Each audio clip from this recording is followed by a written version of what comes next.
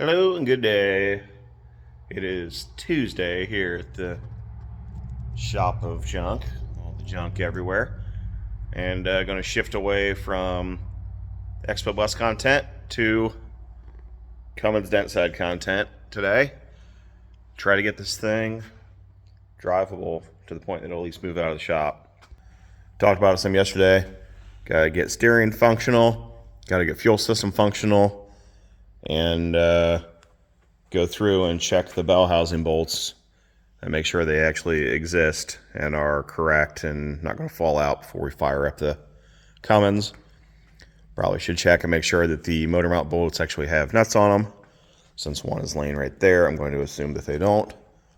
And maybe by the end of the day, try to start this thing, hopefully, with any kind of luck, and get it under power.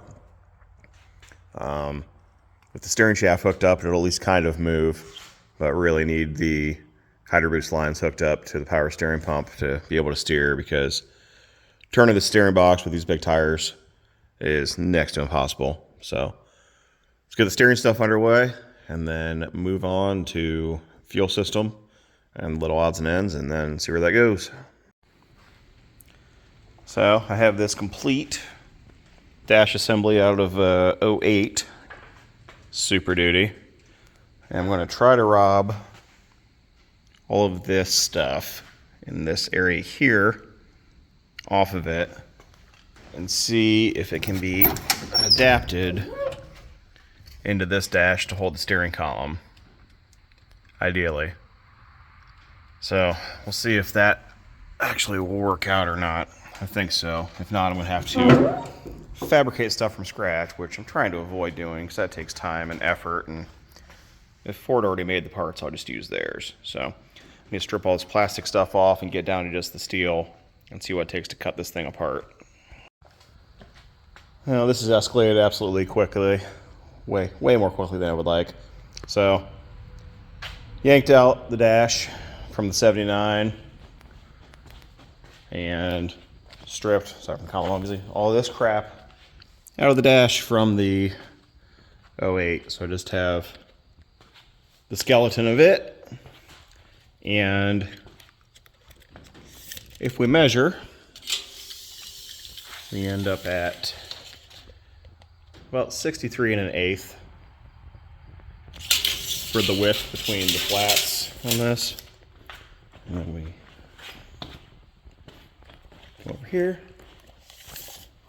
and measure the widest part of this dash, and we're like 63 and around a quarter, but it's close.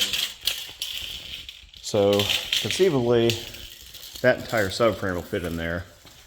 The real question is, can I still fit that dash over that subframe? So I think what I'll do is go ahead and trim these off, set it up in there, and then kind of go from there and see if this dash can actually be adapted into the 79 at all, because that'd be great, because all these mounts are what I need to mount the steering column. And I think I also, I guess that's about all that would get mounted. That would be the steering column, so the rest can get trimmed off as needed to fit in the rest of the 79 dash into the 79 cab. So let's see what we got. Well, so far so good. It's in here. I'm not entirely sure how much. I'll probably lop all of this off. The radio cage, don't need any of that. And then probably the glove box and whatnot over there is going to have to go to fit in the other dash. I haven't tried the shifter yet. The later trucks have an offset shifter, so you can see them side by side. The 08 Plus, the shifter they offset to the back, so that yeah, it actually would fit, but it's not going to, because all that stuff's going to come out. I think now I'll grab the 79 dash and try to set it up in here and see what happens. Success.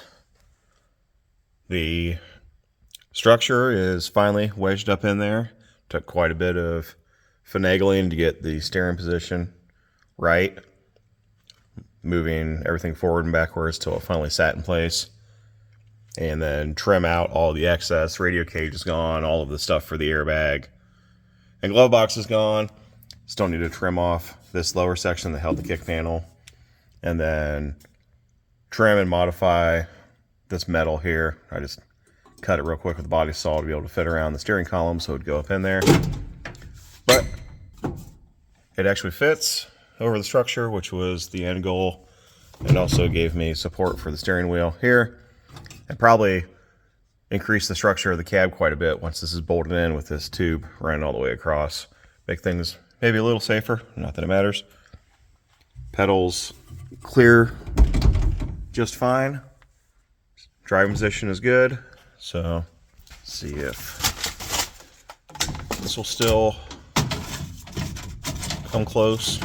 If we trim just a tiny bit of plastic here, I think that'll work. I'm actually considering 3D printing a whole new bezel anyhow. This bezel's beat though. No harm to try to modify it a little bit, because I would love to keep the factory openings even though I'm not running the factory cluster. So it just kind of still has the feel of a 79. So works out with the structure. Steering column's in place and can get to hooking up steering shaft. Super Duty shaft going into the 79 cab. All right, worked out perfect. Except I'm an idiot. Here's what happened. You can kind of see. So here is the steering column. So draw an imaginary line going straight this way. Here is the U-joint. It does not even come close. And also, if it did come close, the steering column, if you draw the imaginary line, goes right through the brake booster. So what I need to do is rotate this entire structure counterclockwise up. I need to trim this off so it's not in the way of everything, and twist this whole thing up, and then that should pull the steering column up. The steering column's tilted all the way up now, so I need to rotate everything about 10-15 degrees, and then everything will be perfect. Birds will chirp, money will fall from the heavens, and everything will be great. So I'm going to go ahead and try to do that. All right, so I moved the dash structure, moved that in and down, trimmed off everything on the bottom here, and here's where we're at. So we're pretty close to that lining up. However, it's about 2 inches too short. Really could add even more because there's a lot of room to collapse this down. We have 2 stages that can collapse.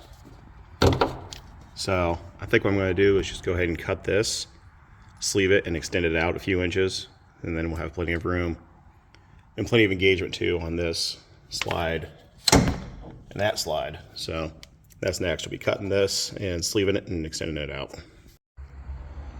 So I went ahead and sawed off the steering shaft and went and saw my good friends at Metal Supermarket to pick up stuff to build a subframe for the bus, and also picked up a foot of this 1.25 inch 1/8 inch wall, just HREW tubing, which is about a 1 inch ID, which is pretty close to what that is. So we can slip that over to sleeve it, weld it up, and have an extended steering shaft. So I'm going to go ahead and set this back up in there. So I should have marked this before I cut it apart so that it will be clocked right, so my steering wheel's not off. Don't be like me, be smart. So I'm going to set it up in there, measure it, mark it, and then weld it up and reinstall. Perfection. Tubed up, ready to go. Got the old Miller out. Going to go ahead and set this on steering column. If I can find that in the menu.